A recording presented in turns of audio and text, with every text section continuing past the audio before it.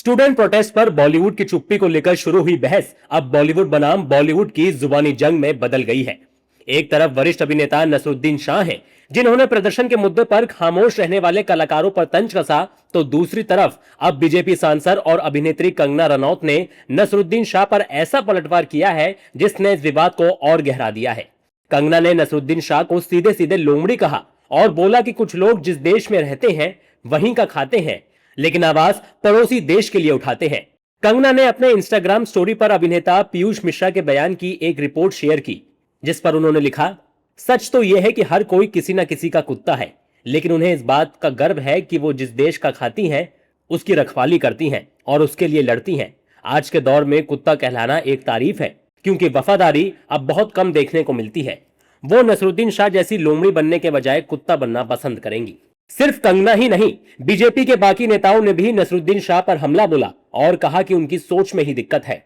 हाँ, वो दुखी नजर आएंगे। वो लोग हस्ताक्षर कर करके भी भेजते रहते हैं और इन लोग की नीतियां गलत है, सोच गलत है। इन लोगों को तो जब आग लगाना होता है तो इनके दिल में घी होता है, गुस्सा नहीं होता है। घी डालने का काम ये लोग करने का प्रयास करते हैं, लेकिन इस देश का युवा, इस देश का छात्र, इस देश का जनता इस बात को जानता है।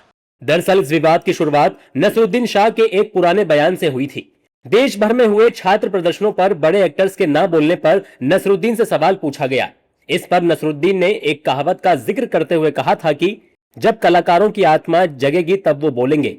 जिसके मुंह में हड्डी होती है वो कुत्ता भौंक नहीं सकता। जैसे ही मुंह से हड्डी गिरेगी या दांत टूटेंगे वो भौंकने लगेंगे।